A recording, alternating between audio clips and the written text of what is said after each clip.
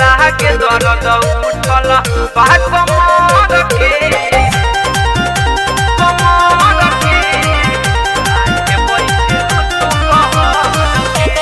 Recorded by Divana Music. राते बताव भौजी खेललू कौन खेला हमसे छुपाव जानी करो ना झमेला।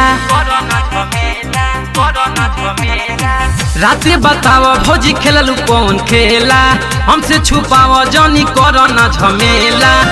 ले ले हो खबू मजा खूबे देहिया पर चढ़ के ले ले हो खबू मजा खूबे देहिया पर चढ़ के लागे दर्द उठल बा कमर के काहे बैठेलू तू कहर के। लागे दर्द उठल बा कमर के काहे बैठेलू कहर के।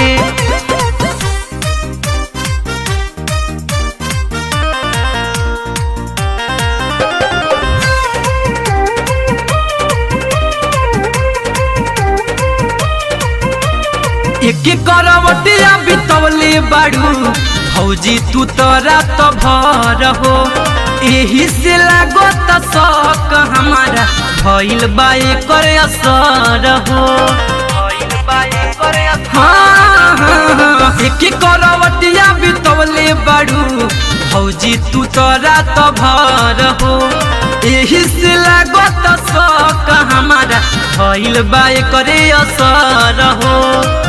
चटले हुई लाली तोहरो कोरावा में भर के चटले हुई लाली तोहरो कोरावा में भर के लागे दर्द उठल बा कमर के काहे बैठेलू कहर के। लागे दर्द उठल बा कमर के काहे बैठेलू कहर के।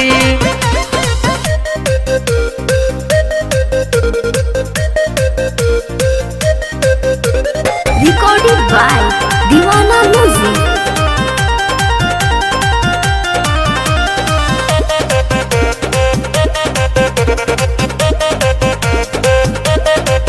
कहता दवा लिया दी हो ए भौजी मार्केट से जाई के राजा रिपन बिट्टू विकस के सुई लगवा दी का हम बोलाई के